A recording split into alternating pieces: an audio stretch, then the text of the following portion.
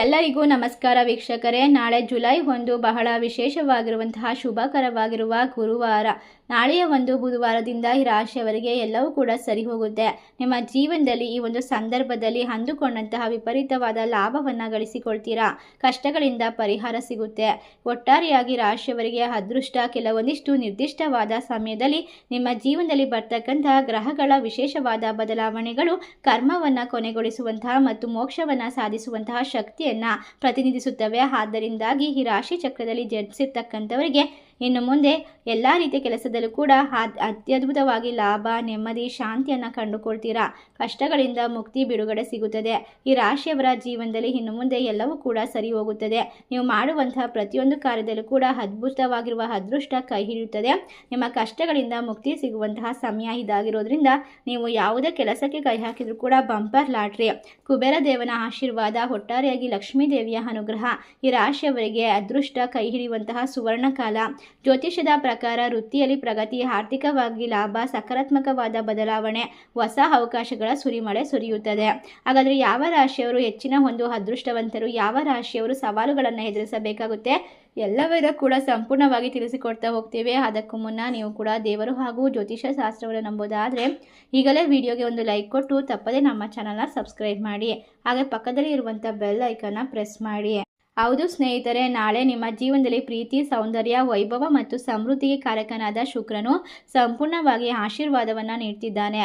ನಿಮ್ಮ ಜೀವನಕ್ಕೆ ಅತ್ಯಂತ ಶುಭ ಹಾಗೂ ಲಾಭದ ಒಂದು ಪರಿಣಾಮ ಜಾಸ್ತಿ ಆಗುತ್ತೆ. ಅದೃಷ್ಟ, ಸಕಾರಾತ್ಮಕವಾದ ಬದಲಾವಣೆ ಕೈ ಹಿಡಿಯುತ್ತದೆ. ನಿಮ್ಮ ಜೀವನದಲ್ಲಿ ಧನ ಲಾಭ, ವೃತ್ತಿಯಲ್ಲಿ ಪ್ರಗತಿ, ಪ್ರೇಮ ಜೀವನದಲ್ಲಿ ಸಂತೋಷ, ಹೊಸ ಅವಕಾಶಗಳ ಸುರಿಮಳೆ ಸುರಿಯುವ ಸಾಧ್ಯತೆ ಹೆಚ್ಚಾಗಿರೋದ್ರಿಂದ ಈ ರಾಶಿಯವರಿಗೆ ಅತ್ಯಂತ ಶುಭ ಫಲ ಸಿಗುತ್ತದೆ.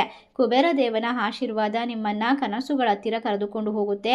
ನಿಮ್ಮ ಕನಸನ್ನು ನನಸು ಮಾಡೋದಕ್ಕೆ ಗಣೇಶನ ಅನುಗ್ರಹ ಕೈ ಹಿಡಿಯುತ್ತದೆ.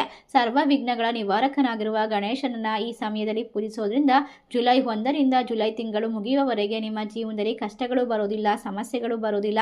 ಆರ್ಥಿಕ ವಿಚಾರದಲ್ಲಿ ಸಮೃದ್ಧಿಯನ್ನು ಕಂಡುಕೊಳ್ಬಹುದು. ಹಣಕ್ಕೆ ಸಂಬಂಧಪಟ್ಟಂತಹ ವಿಚಾರದಲ್ಲಿ ಕಡಿಮೆ ಚಿಂತೆಗಳು ಕಡಿಮೆ ಆಗುತ್ತೆ, ತೊಂದರೆಗಳು ಕಡಿಮೆ ಆಗುತ್ತೆ. ಪ್ರಯಾಣ ಸಂಬಂಧದಲ್ಲಿ ಇರ್ತಕ್ಕಂಥ ಸಮಸ್ಯೆಗಳು ಸುಧಾರಿಸುತ್ತದೆ. ಒಟ್ಟಾರೆಯಾಗಿ ರಾಶಿಯವರಿಗೆ ಹೆಚ್ಚಿನ ಸಂಬಂಧದಲ್ಲಿ ಸಾಮರಸ್ಯ, ಮಾಧುರ್ಯ ಇರುತ್ತದೆ. ಈ ಅವಧಿ ಪ್ರಮುಖ ವ್ಯವಹಾರ ಒಪ್ಪಂದವನ್ನು ಮಾಡೋದಕ್ಕೆ ಬಲವಾದ ಸಾಧ್ಯತೆ ಇದೆ. ದೀರ್ಘಕಾಲದಿಂದ ಕಳೆದು ಹೋದ ಆಸ್ತಿಯನ್ನು ಮತ್ತೆ ಪಡೆದುಕೊಳ್ಳುವ ಪರಿಸ್ಥಿತಿಗಳು ನಿಮ್ಮ ಪರವಾಗಿ ಅನುಕೂಲಕರವಾಗಿರುತ್ತೆ. ಹೆಚ್ಚುವರಿ ಉನ್ನತ ಹುದ್ದೆಯ ಅಧಿಕಾರಿಗಳು, ಹಿರಿಯರಿಂದ ಕೆಲವು ಬೆಂಬಲ ಸಿಗುತ್ತದೆ. ಬಾಕಿ ಇರುವ ಕೆಲಸವನ್ನು ಸುಲಭವಾಗಿ ಪೂರ್ಣಗೊಳಿಸಲು ಸಹಾಯ ಮಾಡುತ್ತೆ. ಈ ರಾಶಿಯವರಿಗೆ ಶುಭ ಫಲಿತಾಂಶವನ್ನು ತಂದು ಕೊಡುವಂತಹ ವ್ಯಕ್ತಿತ್ವದ ಆಕರ್ಷಣೆ ಹೆಚ್ಚಾಗುತ್ತೆ. ಆರ್ಥಿಕ ಸ್ಥಿತಿಯಲ್ಲಿ ಸುಧಾರಣೆ, ಕುಟುಂಬದಲ್ಲಿ ಪ್ರವಾಸ ಕೈಗೊಳ್ಳುವಂಥದ್ದು, ನಿಮ್ಮ ಜೀವನದಲ್ಲಿ ಇರ್ತಕ್ಕಂಥ ಅವಕಾಶಗಳು ಹೆಚ್ಚಿಗೆ ಆಗ್ತಾ ಹೋಗುತ್ತೆ. ಸಂಬಂಧಗಳು ಗಟ್ಟಿಯಾಗುತ್ತೆ. ಪ್ರೇಮ ಜೀವನದಲ್ಲಿ ಆತ್ಮೀಯತೆ, ಪರಸ್ಪರ ಅರ್ಥ ಮಾಡಿಕೊಳ್ಳುವಿಕೆ, ಅವಿವಾಹಿತರಿಗೆ ಹೊಸ ಪ್ರೇಮ ಸಂಬಂಧಗಳು ಆರಂಭವಾಗುವಂಥದ್ದು.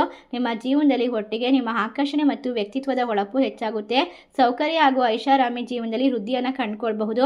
ಸಮಾಜದಲ್ಲಿ ಗೌರವ, ಪ್ರತಿಷ್ಠೆ ಹೆಚ್ಚಾಗುತ್ತೆ. ಇಷ್ಟೆಲ್ಲ ಲಾಭ, ಅದೃಷ್ಟವನ್ನು ಕಂಡುಕೊಂಡು ಅನಿರೀಕ್ಷಿತವಾಗಿ ಧನಲಾಭವನ್ನು ಪಡೆದುಕೊಳ್ಳುವ ರಾಶಿಗಳು ಯಾವ್ಯಾವು ಅಂತ ನೋಡೋದಾದ್ರೆ ವೃಶ್ಚಿಕ ರಾಶಿ, ಮಿಥುನ ರಾಶಿ, ಮೀನ ರಾಶಿ, ಕುಂಭ ರಾಶಿ, ಧನಸ್ಸು ರಾಶಿ, ತುಲಾ ರಾಶಿ.